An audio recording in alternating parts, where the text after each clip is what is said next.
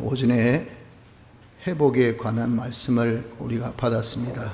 오랫동안 우리의 사회적인 전반적인 면에 침체 일로를 걷고 있는 우리들인데, 이런 침체의 현상, 모든 것을 주권하신 하나님이 주신 것이고, 또 여기서 회복해 하는 것도 하나님이 하실 역사입니다. 그래서 우리에게 있어서 이 회복을 자기 어떤 수고나 노력으로, 세상의 이런저런 방법으로 회복하려고 하기보다는, 또 시간이 지나면 저절로 이 또한 회복되지 않겠는가 하는 막연한 생각을 가지지 마시고, 회복은 오직 하나님께 있기 때문에 하나님께 우리가 회복받기를 힘써야 합니다. 하나님께서 우리에게 향하신 뜻이 평안인데, 우리 이런 고난받고 환난 가운데 있는 것은, 이것은 정상적인 그런 현상은 아닙니다. 그래서 여기서 우리가 빨리 벗어나야 합니다. 하나님께서는 우리에게 이렇게 고난을 주신 지 이후 하나님의 자리에 딱 앉아 계신다라고 하신 것은 우리를 만나지 않아야 하신다는 겁니다. 왜? 하나님께서 요구하신 대로 해야 하나님께서 만나셔서 그 모든 회복의 이 끈을 풀어주시겠다 하시는 그런 의도시거든요. 그래서 하나님께서 야, 네가 먼저 죄를 뉘우치고 또 하나님 얼굴을 보고, 즉 하나님과의 인격적인 관계를 회복하라 그 말입니다. 그리고 하나님께 구하라. 열심히 하나님 도와주십시오 하고 하나님을 찾는, 이런 하나님께 구하는 자가 되어져서 하나님께로 오라, 하나님께 와야 합니다. 우리가 너무도 그동안 하나님과 멀어졌습니다. 멀어져서 세상과 가깝다 보니까 하나님께서 우리에게 이런저런 어려움을 주신 겁니다. 지금 같은 이런 참 문명이 발달된 이런 21세기의 과학의 시대에 이 참 팬데믹이라는 현상이 너무 아이러니하지 않습니까?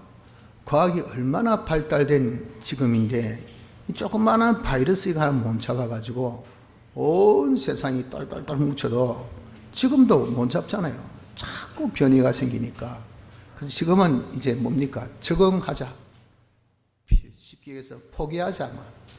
시일 지나면 나으니까 죽어도 어쩌겠노. 다른 죽는 것도 있는데 죽으면 죽고 사는 사람은 살자 하면서 그저 우리가 잊어버리고 사는 것이지, 지금 이 코로나를 잡은 것은 아닙니다. 너무도 아이러니하지 않습니까? 그 하나님이 그렇게 하신 거예요.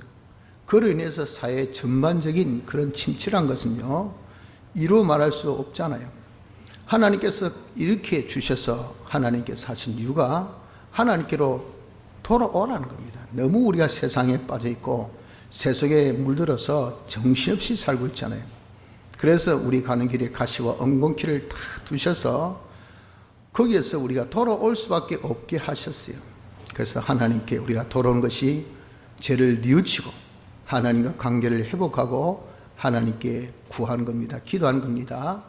이렇게 하여서 우리가 하나님을 알기를 힘쓰라 그 말입니다.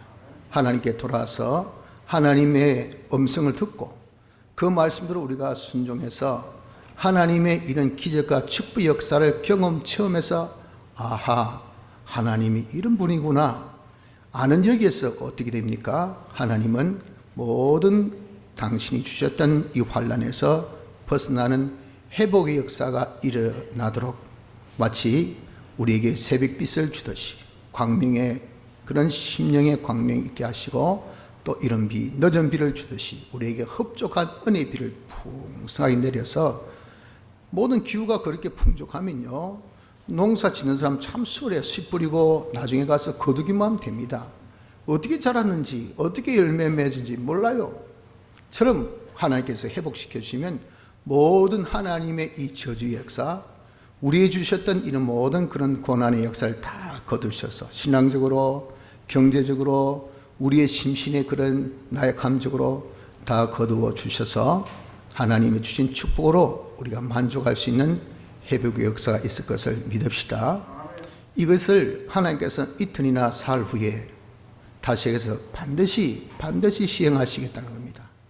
이 약속은 하나님의 이 새벽빛이 일정하듯이 하나님은 약속에 신실한 하나님이시기 때문에 반드시 하나님이 이 약속을 지켜주시니 내가 회복한다고 생각하지 마시고 내 힘으로 회복해 한다고도 하지 마시고 하나님께 우리가 맡겨놓고 하나님께서 시키신 대로 하나님이 지금 앉아서 나에게 오라 하신 그 당신의 그 지시대로 우리가 따라서 회복합시다.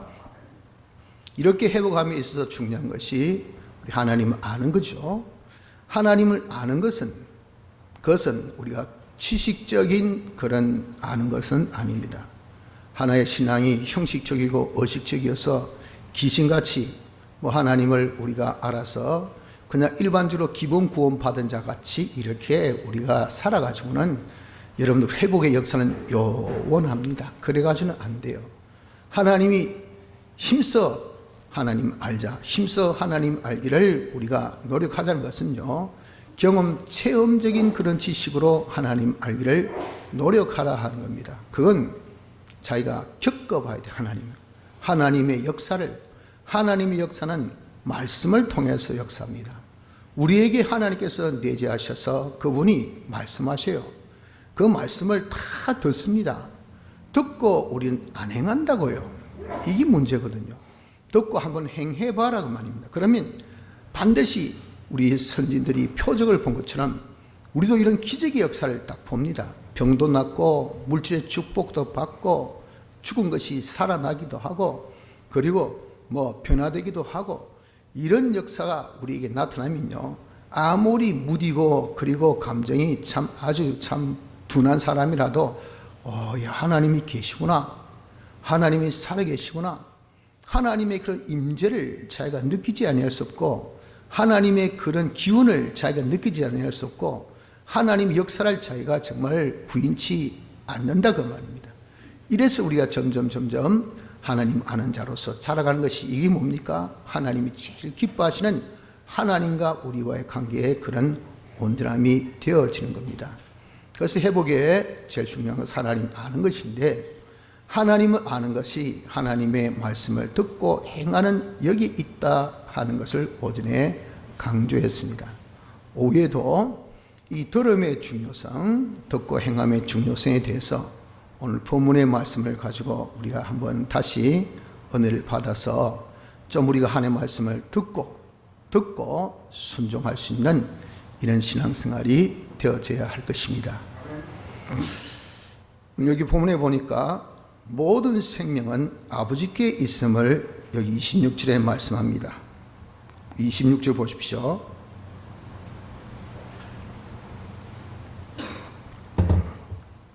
아버지께서 자기 속에 생명이 있음 같이 라고 말씀하신 같이 하나님에게만이 생명이 있습니다.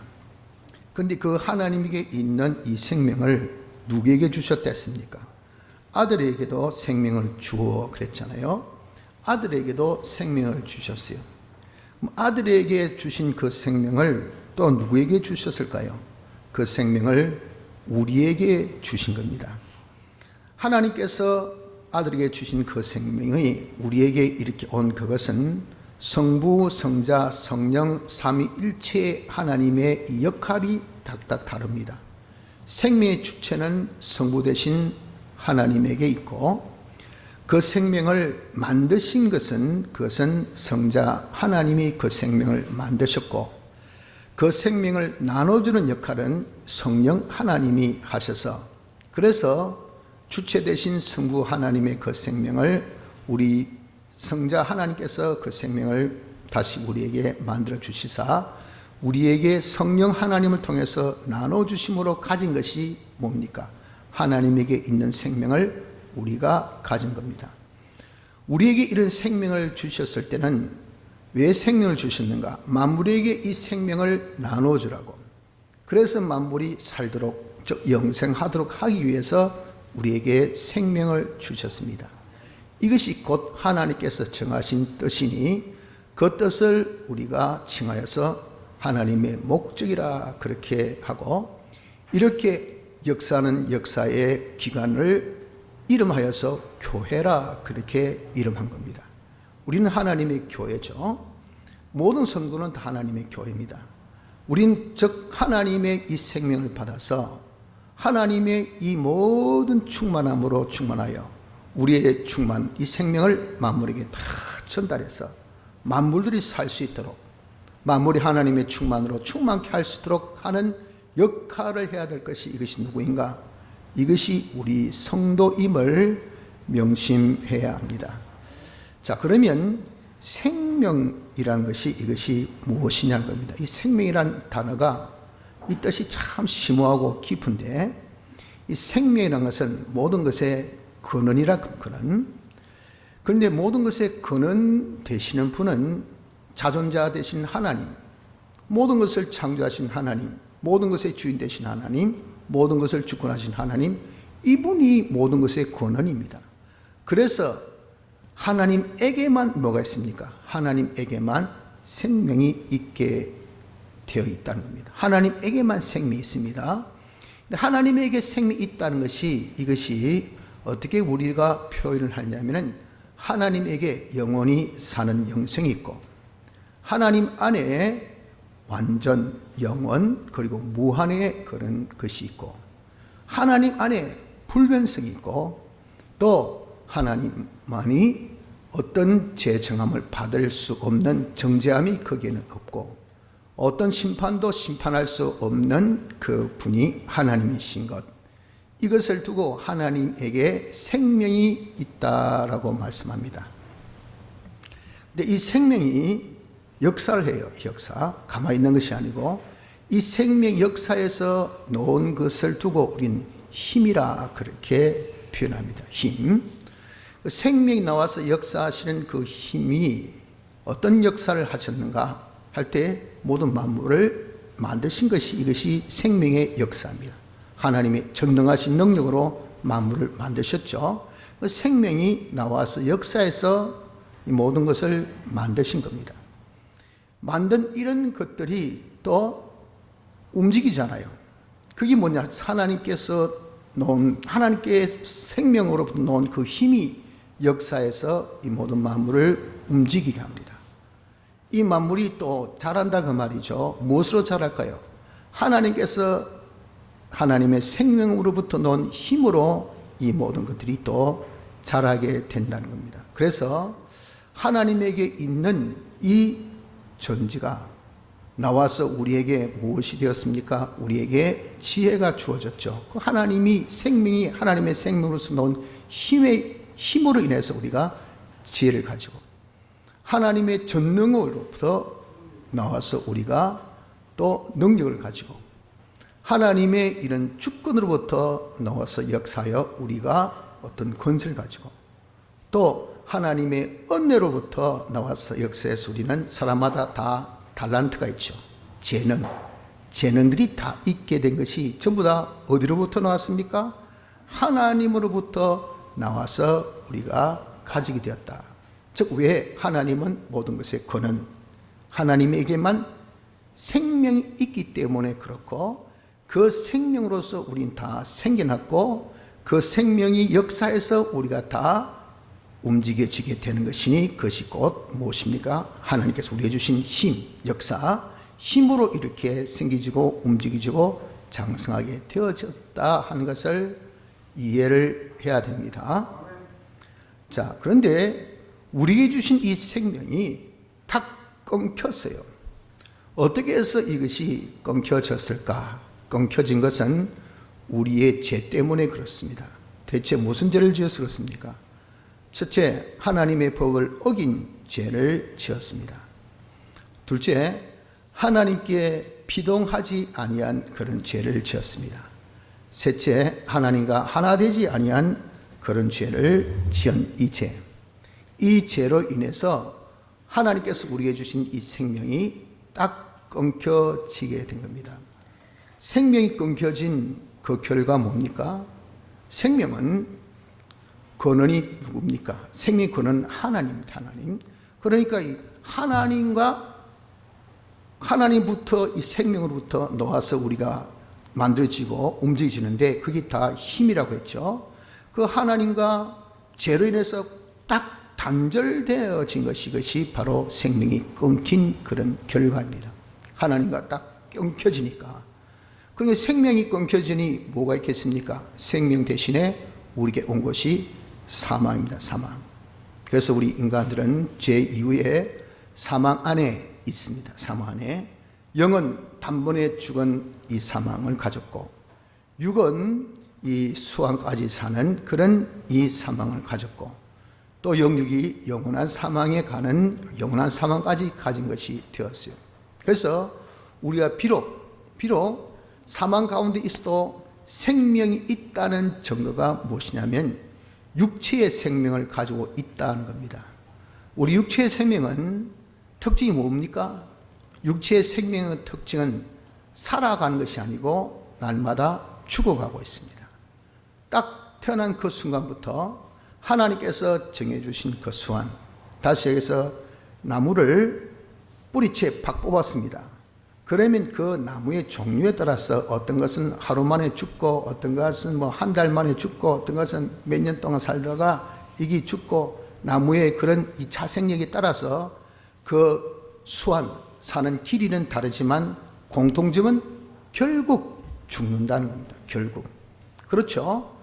이 사람이 다 수완에 따라서 어떤 사람은 그 사람이 뭐 10년 살다가 죽었다, 어떤 사람은 30세 살다 죽었다, 어떤 사람은 60세 살다 죽었다, 어떤 사람은 100세 살다 죽었다. 요즘은 뭐 100세 인생을 해서 뭐 120세 그런 분도 많대요. 뭐 120세 살다 죽었다. 과거에 홍수 전에는 뭐 거의 뭐 969세, 근 1000세까지 살았으니까 1000세까지 살았다가 죽었다. 공통점은 이러나 저러나 다 죽었다 그 말입니다. 그것이 왜 그럴까요? 그것이 우리가 죄를 지어서 생명과 딱 끊겼다는 이것 때문에 그런 것인데, 그 생명을 가졌다는 그 증거로 육체의 이 생명을 가져서 수왕까지 살다가 죽게 되는 것이라는 겁니다. 자, 이렇게 끊겨진 생명을 다시 회복해 주신 역사를 하나님이 우리를 불쌍히 여기셔서 사랑하셔서 하셨으니, 그것이 무엇이냐면 하나님이 친히 사람 되어 이 땅에 오신 겁니다. 사람 되어 오셔서 신인 양성 1위로 이 회복의 역사를 하셨어요. 왜 이 회복의 역사를 사람 되어 오셨으면 사람으로만 하면 되는 것이, 왜 신인 양성, 신성과 인성이 합해서 1위가 되어서 한 주격체가 되어서, 이것은 한 주격체는 이게 두 성품이 있을 수가 없죠. 그렇죠? 그런데 한 주격체인데 두 성품, 신성이 있고 인성이 있단 말이에요. 이건 인간의 논리나 인간의 어떤 생각으로는 절대 불가능합니다. 그런데 하나님이 이렇게까지 하셔서 우리 죽은 생명을 다시 회복해 하셨다고. 그런 것은 인성이어야 회복시킬 수 있는 대리 역할을 할 수 있고, 신성이어야 이 작품이 온전하고 영원할 수 있는 그런 완전품이 되어질 수가 있기 때문에, 그래서 인성 자체로만 하면 대리는 되는데 여기 불완전한 것이 돼요. 신성만 하면은 완전은 되는데 이건 대리는 안 돼요. 그러니까 대리와 만족을 이루기 위해서는, 완전을 이루기 위해서는 무엇이 됩니까? 신인 양성이 1위가 되는 이 역사로 하신 것이 무엇이냐? 이게 우리를 다시 생명 이어주시는 대속의 역사를 했습니다. 우리가 생명 꺾인 원인이 뭐죠? 죄죠, 죄. 이 죄에 대한 부분을 해소하려면 율법은 죄값을 내면 오케이입니다. 그 죄값이 무엇입니까? 죽음입니다. 그래서 신인 양성 이르러 오신 이 하나님께서 우리 대신 죄를, 인간의 모든 죄를 담당하셔서 대신 형벌을 받으셔서 십자가상에서 죽으심으로 우리 죄를 사해 주셨습니다. 사죄 역사. 또 우리가 살아날 때는 죄만 없다고 해서 사는 것이 아니고 하나님 율법의 요구를 다 순종해야 이게 살 수가 있어요. 그래서 우리 대신 하나님의 모든 율법의 요구를 인간으로서 다 순종하되, 이게 완전품이 되기 위해서는 신성이 거기에 동참해야 돼요. 하나님의 신성이 거기에 함께 하셔서 그 순종의 완전은 어디까지? 사람으로서 완전한 죽기까지죠. 그 죽기까지 그렇게 순종하셔서 대행으로 율법의 요구를 완성시켜 주신 칭의의 역사를 이루어 주신 겁니다. 또 제 하나가 하나님과 단절된 원수관계입니다.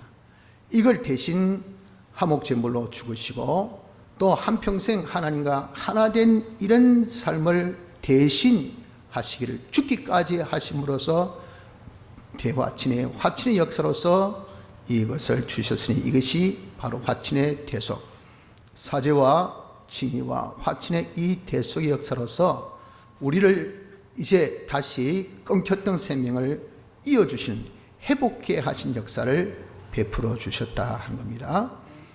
이 베풀어 주신 회복의 역사가 이제 우리에게 어떻게 왔는가?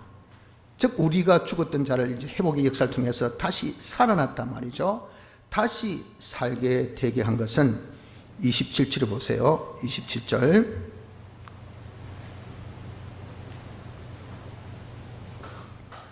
또 인자됨을 인하여 심판하는 권세를 주셨느니라. 인자는 예수님을 두고 예수님 스스로 칭할 때 그때 인자라고 하고, 구약은 인자는 제일 불쌍하고 가련한 자를 두고 인자라 했습니다. 구약 때 인자와 신약 때 인자는 다릅니다. 구약 때 인자는 불쌍하고 가련한 사람들, 그 사람을 인자라고, 신약은 오직 예수님만이 인자인데 제자들이 예수님 보고 인자라고 안 했습니다. 랍비 선생님이라고 하였죠. 예수님 스스로 칭할 때 그때 인자라 하신 것은 그분이 우리를 위해서 지극히 낮은 자로 이 땅에 오셔서 참 지극히 천한 그런 몸으로 이 세상에서 우리 대속하신 대속물이 되신 이걸 두고 인자라 하셨다고요. 대속의 제물이 되신 인자, 그 인자에게 인하여 심판하는 권세를 하나님께서 주셨어요. 심판은 뭡니까? 판단한다는 겁니다. 판단. 인자가 판단합니다. 뭘 판단하냐면은 예수님이 완성하신 이 생명의 회복, 이 생명 회복을 누구에게 줄까? 이걸 판단하신 겁니다. 그래서 누구에게 줍니까? 택자에게 이 예수님의 대속의 역사, 회복의 이 역사를 주시는 거예요. 그 심판의 권세를 누가 주셨어요? 아버지가 주셨어요. 왜? 그분은 이 일의 완성을 이루신 그런 분이니까. 하늘과 땅에 있는 모든 것을 주셨다 그랬잖아요. 그 권세를, 그래서 예수님의 대속은 이것은 제한적 구속이라 그래요. 제한적. 만인 구원설을 주장하는 이런 사람들은 이걸 안 믿죠. 누구든지 믿으면 이 대속은 자기 것이 된다 하지만 아닙니다. 우리가 택함을 믿는 이런 우리는, 하나님의 주권을 믿는 우리는 하나님의 이 택한 자를 위한 대속이라서 제한적 구속이라 그럽니다. 그래서 심판의 권세를 우리 주님이 주셔서 주님께서 대신 이루신 요 생명의 역사를 택자들에게 주시는 겁니다. 그 택자들에게 주셔서 그 택자들이 이제 예수님의 대속의 공로를 받음으로 죽었던 생명이 살아나게 되죠. 것을 입힐 때 어떤 과정을 통해서 입히시느냐 하는 겁니다. 이 과정 25절에 진실로 진실로 너희에게 이르노니 죽은 자들이 하나님의 아들의 음성을 들을 때가 오나니 곧 이때라. 듣는 자는 살아나리라 하신 같이 들음의 과정을 통해서 예수님의 대속을 입혀주신다는 겁니다.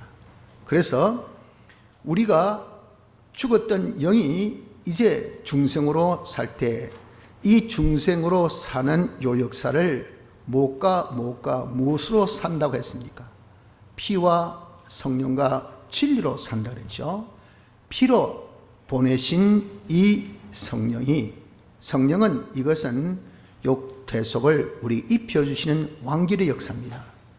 즉 악령의 가마로 우리가 악령화, 악성화가 되었잖아.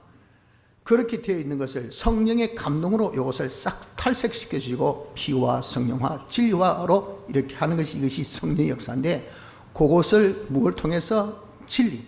진리라는 이 수단을 통해서 하신다고요. 이 진리라는 수단을 통해서 하실 때 이 진리는 어떻게 해야 역사됩니까? 들어야 돼요. 그래서 듣는 자는 살아나리라 그렇게 말씀했습니다. 복음을 들음으로 성령의 역사에서 우리에게 임해 주신 예수님의 대속을 우리에게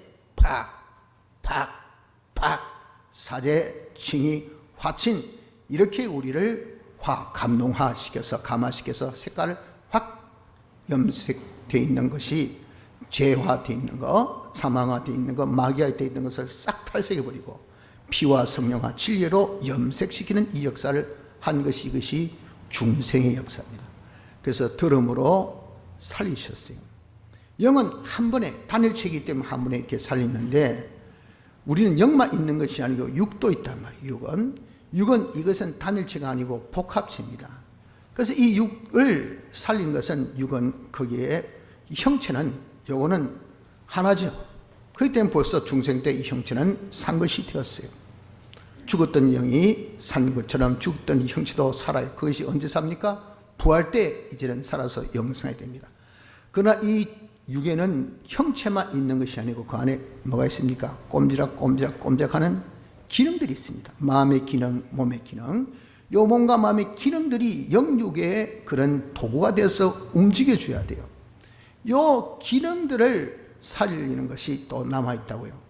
이 기능들을 살린 것은 무엇으로 살립니까? 영을 살 때처럼 똑같이 듣게 합니다. 뭘 듣게? 말씀을 듣게 합니다. 말씀을 딱 듣고 이 몸과 마음의 기능이 그대로 움직일 때 그 움직인 것을 두고 밑에 뭐라고 했습니까? 선한 일을 행한 자는 생명의 부활로 그랬죠. 29절. 그 움직인 것이 그것이 선한 행위입니다. 선한 행위. 선한 행위란 것은 자기가 들을 때 무엇을 들었습니까? 진리. 문서계시의 성경 말씀을 들었어요. 성경 말씀 안에 있는 영감 계시를 들었습니다.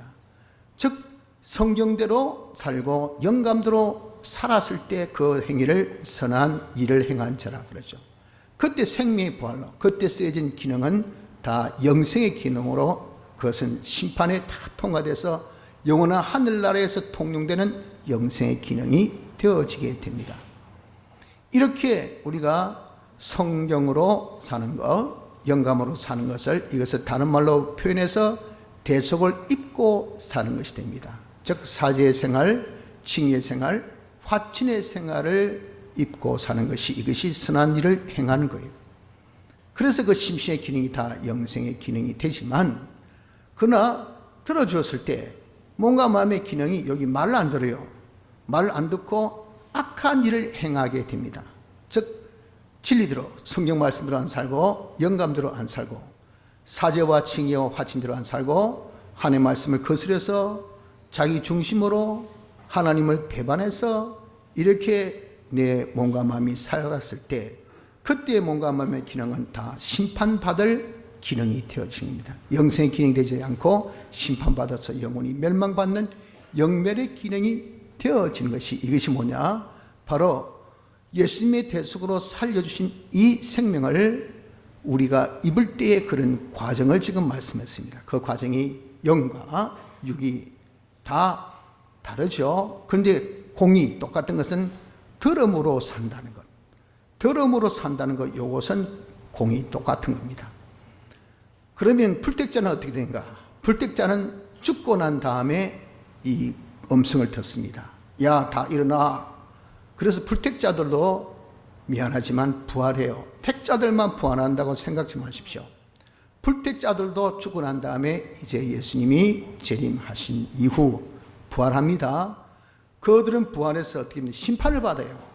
심판받아서 영원한 지옥의 형벌을 받기 위해서 그들은 들음으로 살아나니 우린 살았을 때 듣고 살지만 불택자들은 죽고 난 다음에 들어서 살아나 심판받는 것, 이것입니다. 이것이 우리가 다시 죽은 생명을 입는 그런 과정인 겁니다. 그래서 우리에게 사는 데 있어서 중요한 것, 우리 잃어버렸던 생명을 다시 되찾는 데 있어서 중요한 것은 뭡니까? 듣는 거예요. 듣는 것. 그래서 듣는 자는 살아나리라. 요 듣는 것을, 이것을 아주 그래서 우리가 중시 여겨야 돼요. 영도 들음으로 살아나듯이 우리의 심신의 기능도 들음에서 우리가 살아납니다.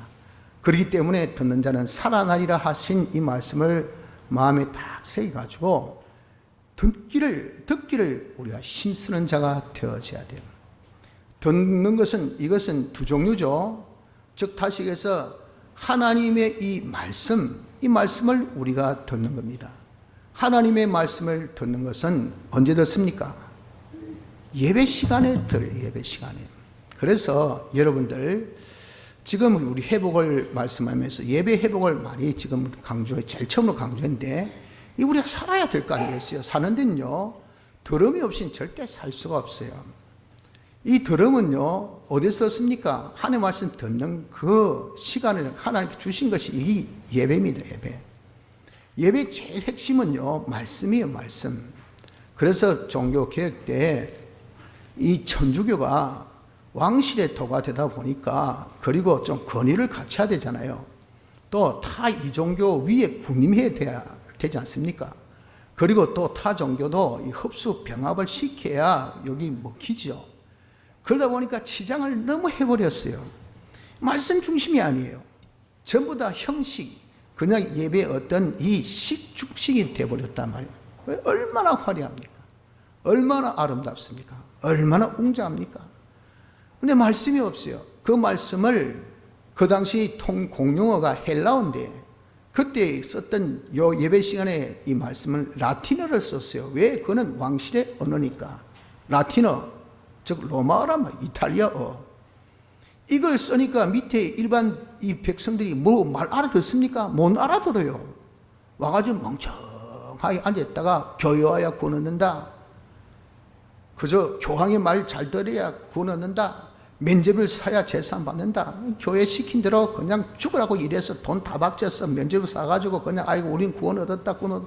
그래도 늘 그냥 만족이 안 되고, 이런 짓만 하다가 그런 게 아는 건 깡통이고, 있는 돈은 다 바치고, 몸은 다 망가지고, 그래서 못 살겠다 하고 일어난 것이 그게 프랑스 대혁명입니다. 대혁명.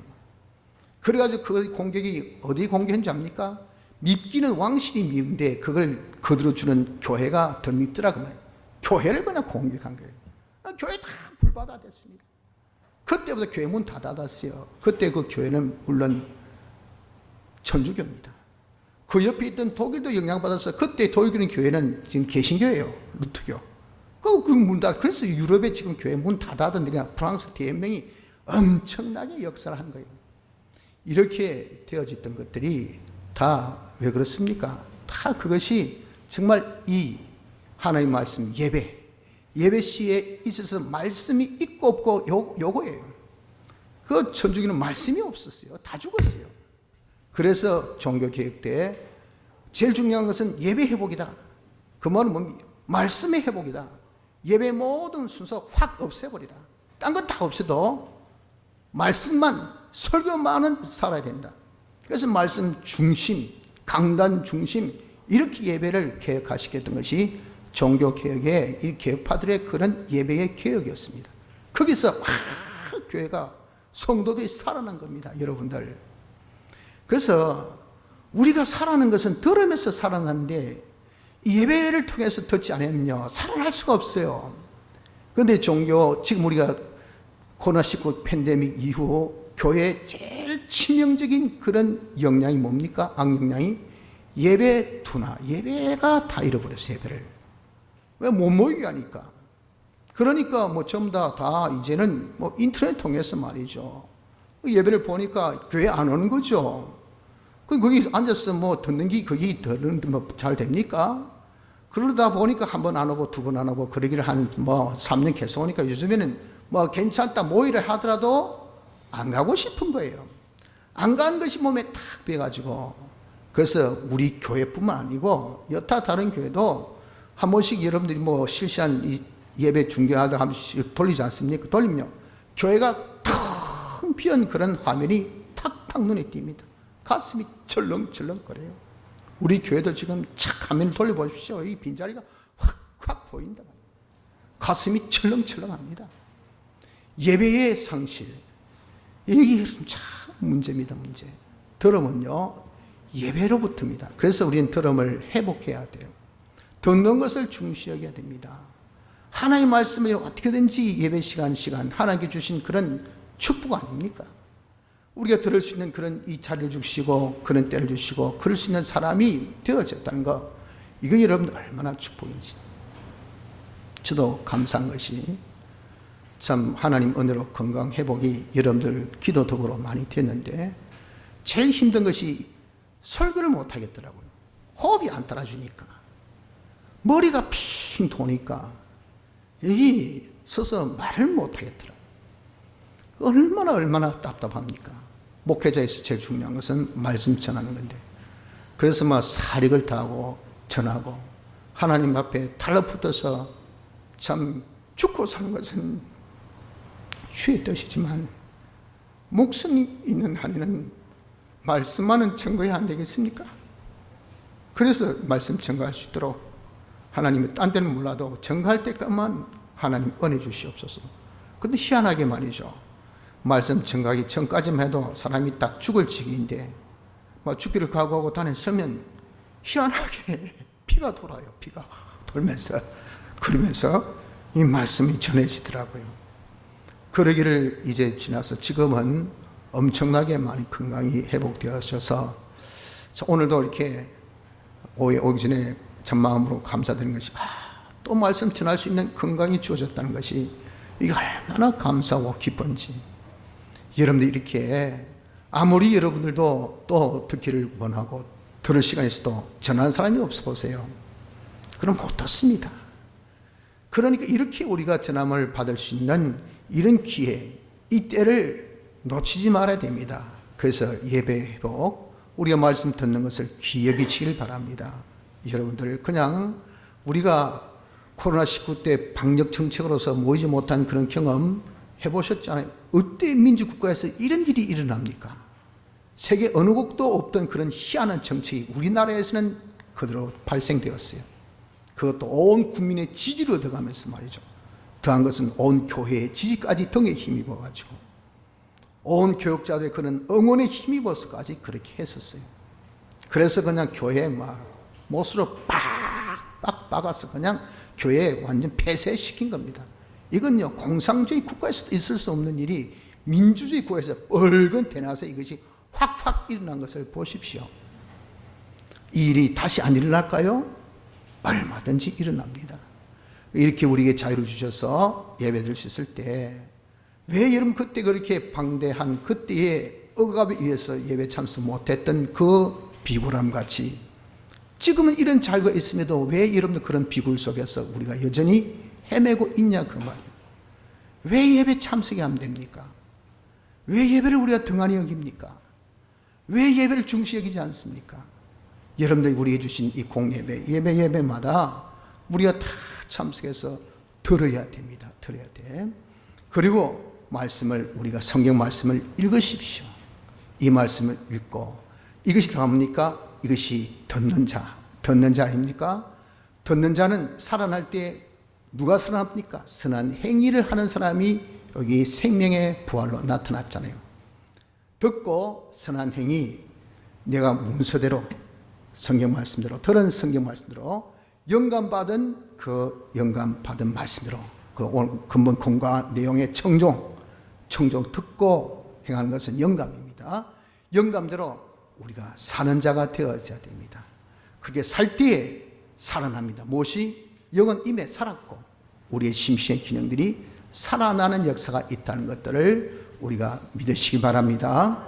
그래서 여러분들 모든 생명의 근원은 하나님에게만 생명이 있기 때문에 모든 근원은 무엇이라 말입니까? 하나님이라 그 말. 그래서 우리는 하나님만을 바라보고 의지하는 자가 되어져야 돼요. 하나님이 우리의 전부요, 우리의 만족입니다. 그래서 여러분들 생명도 없는 것들, 여러분 직장에 생명이 있습니까? 그 생명에서 노는 힘으로 우리가 살아요. 그 생명은 이 하나님께 있는데, 직장이 생명이 있다, 사업이 생명이 있다, 내 열심의 생명이 있다, 내 노력의 생명이 있다, 이 썩은 이 돈 여기에 생명이 있다, 이런 착각에 빠져가지고 돈을 바라보고 의지하고 직장을 바라보고 의지하고 뭐 사업을 바라보고 의지하고 하는 사람이 되어서는 절대 안 돼요. 그럼 그게 자기가 무엇하는 겁니까? 이게 아무것도 아닌 이걸 내가 요놈을 우상으로 만들어버립니다. 우상으로. 하나님께서 그럼 어떻습니까? 이 우상을 없애버려요. 내 때문에 직장이 없어지고요. 내 때문에 사업이 그냥 망하고, 내 때문에 있던 돈도 나가고, 내 때문에 친한 친구들이 다 박살나고, 내 때문에 그렇게 섬기던 그런 어떤 단체가 다 사라지고, 그게 내 덕입니다. 내가 그걸 바라보고 의지했기 때문에 그래요. 내가 부모님 바라보면요, 부모님한테 하나님의 칭계고 하나님의 몽둥이가 나옵니다. 그러니 함부로 여러분 하나님의 다른 것을 바라보고 의지하지 마세요. 다른 사람이 그냥 진짜 모난 돌을 정만다고 그냥 가만히 있다가 한 대 뒤통수 한 대 맞는 거예요. 그리고 의지했던 우리도 하나님께서 망하게 하십니다. 그러니 다른 것을 바라보고 의지하지 말고 모든 생명의 근원 되신 누구? 하나님만을 바라보고 의지하고 그분 시킨 대로만 순종하는 요 삶을 삽시다. 그러면요, 우리는 살아납니다. 영이 산 것처럼 우리의 몸과 마음의 기능에 살아서 영생의 기능을, 성화 구원을, 건설 구원을 잘 이뤄나가는 복된 자가 된다는 것을 믿읍시다. 그러므로 우리는 근본 이 회복에 있어서 제일 중요한 것이 예배의 회복, 들음의 이 회복, 요 회복이 우리에게 제일 중요한 것을 알아서 어떻게든지 여러분 우리가 듣기를 힘쓰고 보기를 힘써서 듣고 본 말씀대로 실천해서 우리의 모든 죽어가는 심신의 기능 구원을 다 영생의 기능 구원으로 살릴 수 있는 축복된 자가 되기를 힘쓰도록 합시다. 다 같이 통성으로